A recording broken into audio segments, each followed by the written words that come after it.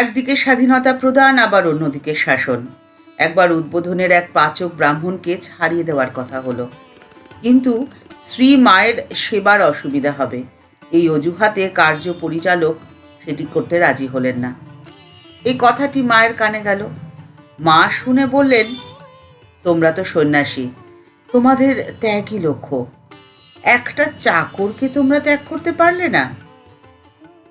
আবার অন্য দিনের আরেকটি ঘটনা। বেলুর মঠের কোনো ভৃত্য অবাধ্য হওয়ায় জনৈক সাধু তাকে থাপ্পড় মারলেন। এই ঘটনাটি মার কানে গেল।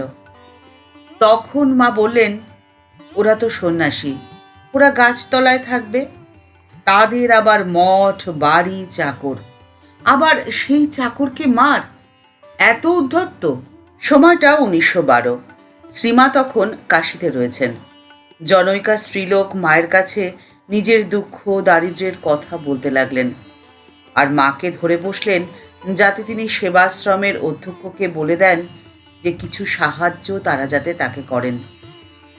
এই সমস্ত কথা শুনে শ্রীমা তাকে উত্তর দিলেন, আমি বলে দেখতে পারি, কিন্তু ওরা তো মা নিজেরাই ভিক্ষে করে আনে, কত লোককেই তো দিয়ে দিচ্ছে, তার কি কোনো ঠিক ঠিকানা আছে? ওরা যেমন বুঝবে ঠিক তেমনই দেবে তো।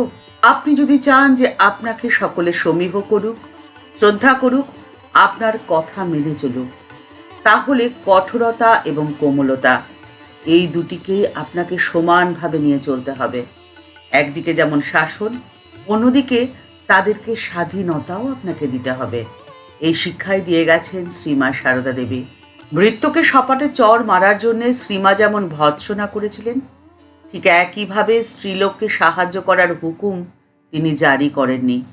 তাদের ওপরেই সিদ্ধান্ত ছেড়ে দিয়েছিলেন যে কতটা সাহায্য করা উচিত বা কিভাবে সাহায্য করা উচিত সেটা তারাই ঠিক করুন।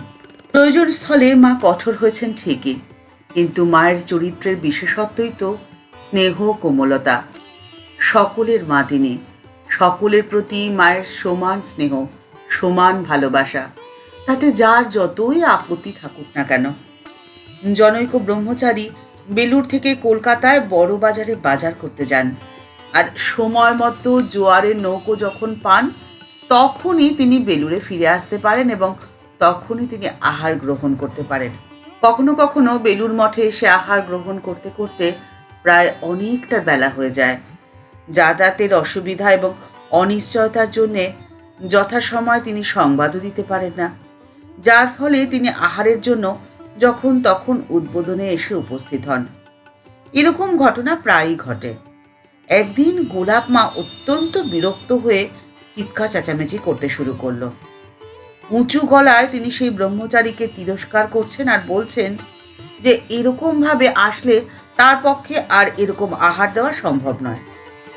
গোলাপ মায়ের এই চিৎকার শুনে শ্রীমা ঘর থেকে বারান্দায় এসে গোলাপ মাকে বেশ রুক্ষ স্বরেই বললেন, এখন দিন দিন ঠাকুরের সংসার তো বাড়ছে, এরকম দু একজন তো আসবেই, তার আর কি করবে বলো?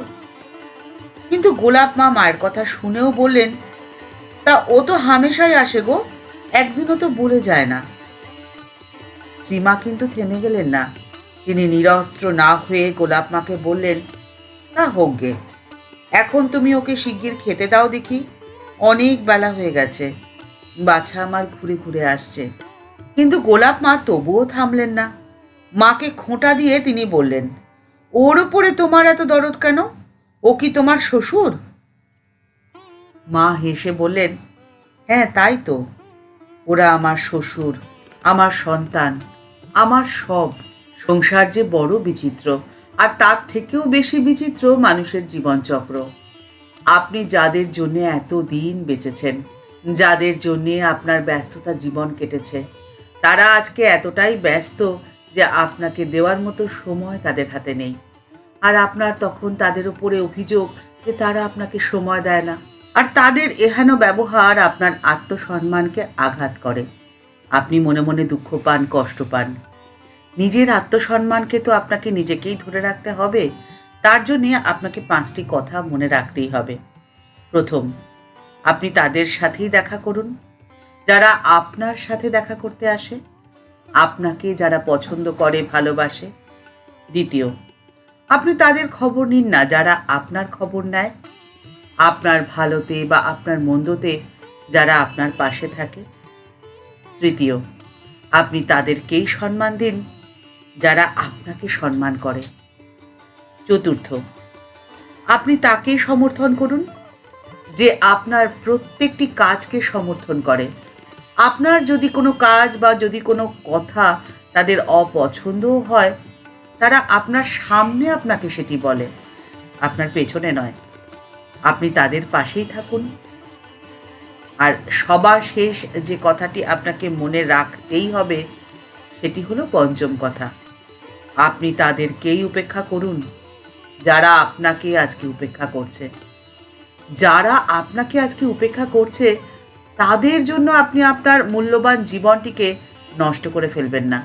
আর আপনি নিজেকে ভালো রাখবেন কি করে, সেই পথই তো মা দেখিয়ে দিয়ে গেছেন। ওই যে মা বললেন যে ওরা আমার শ্বশুর, আমার সন্তান, আমার সব। বাস্তবিকই তাই। আপনাকে ঘিরে আপনার চারপাশে যারা রয়েছে তাদেরকে নিয়ে আপনি যদি আপনার জীবনটিকে চালাতে পারেন, তাহলে দেখবেন এর থেকে বেশি আনন্দের জীবন আপনার আর হবে না। পরিশেষে একটি কথা যে বলতেই হয়, সবসময় এই কথাটি মনে রাখবেন যে যাদের কাছে আপনাকে হারানোটা অত্যন্ত সাধারণ ঘটনা, তাদের থেকে আপনি নিজেই দূরে সরে যান, তাদের কাছাকাছি আপনি থাকবেন না।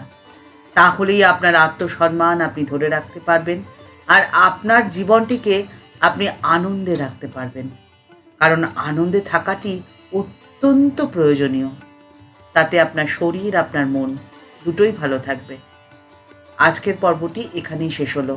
দেখা হচ্ছে পরের পর্বে। ঠাকুরমা ও স্বামীজির চরণে রইল আপনি লুণ্ঠিত প্রণাম। সকলে ভালো থাকবেন, সুস্থ থাকবেন। ভিডিওটি ভালো লেগে থাকলে লাইক বাটনটি প্রেস করে দিতে পারেন আর আপনাদের মূল্যবান মতামত কমেন্টস বক্সে লিখে জানাবেন। চ্যানেলটিতে নতুন এসে থাকলে চ্যানেলটিকে সাবস্ক্রাইব করে বেল বাটনটি ক্লিক করে দিয়ে অল বাটনটিতে ক্লিক করে দিন। তাহলে এই চ্যানেলে ভিডিও আপলোড হলে আপনার কাছে নোটিফিকেশনটি চলে যাবে। দেখা হচ্ছে পরের পর্বে। নমস্কার।